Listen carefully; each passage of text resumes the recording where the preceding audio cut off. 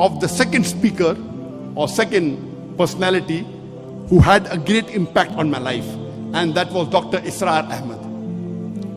Dr. Israr Ahmed, may Allah grant him Jannah, he was one of the best Urdu-speaking orators in the world that I know of.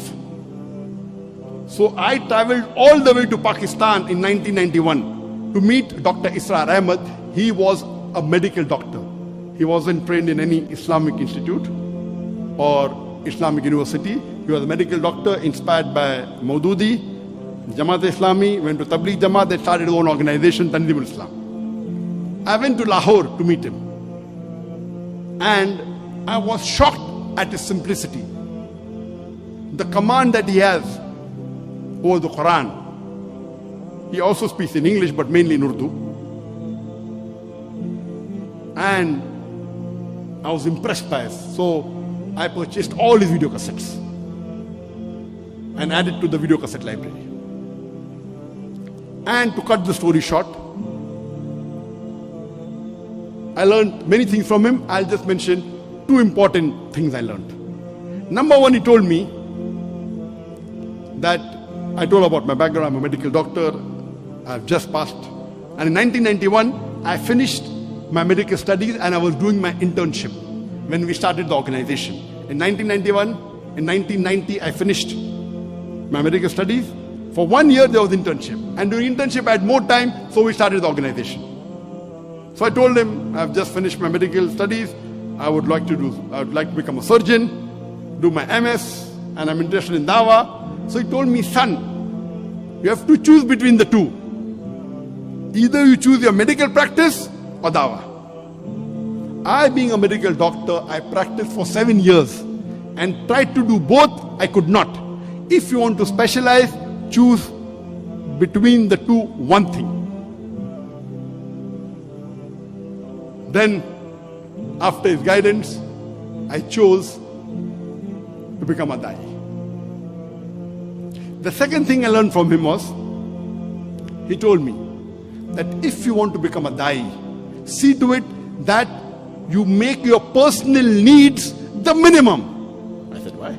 He said, if you make your personal need the minimum, with the least amount of monthly requirement, you can speak the truth more easily. You won't have to depend on anyone. You won't have to depend on please someone who's paying your salary.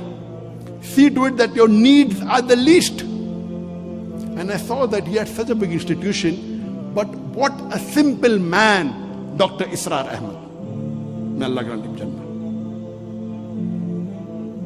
And this thing, that not to spend excessively, was one of the cornerstone of my success.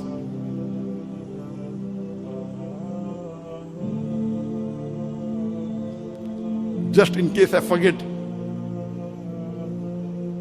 towards the end I may tell you, but today I require only 2,000 ringgit a month for me and my wife to survive. Only 2,000 ringgit. Very comfortably. Very comfortably. Not for my Dawah activity. Dawah activity, though I have to travel, fly, I pay my own money, that's different. That may be in large amount. But for my personal needs, 2,000 ringgit is sufficient. In Bombay, it was 40,000 rupees. Here it is 2,000 ringgit, sufficient. Inshallah, time permits, I'll come to it later on.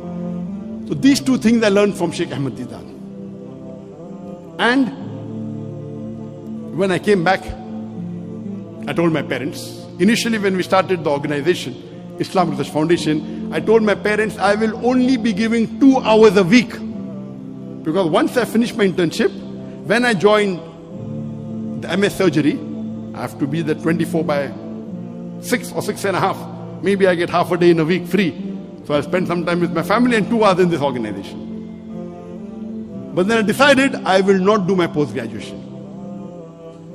I told my parents, I want to give 2 hours a day for Dawah and the balance time for my medical practice. My father had a roaring practice. My elder brother, Dr. Muhammad Naik, also was a doctor. And my brother, he was a very good orator. So when Sheikh Ahmed Deedat came, he was the MC. Because he was the Secretary General of his medical college.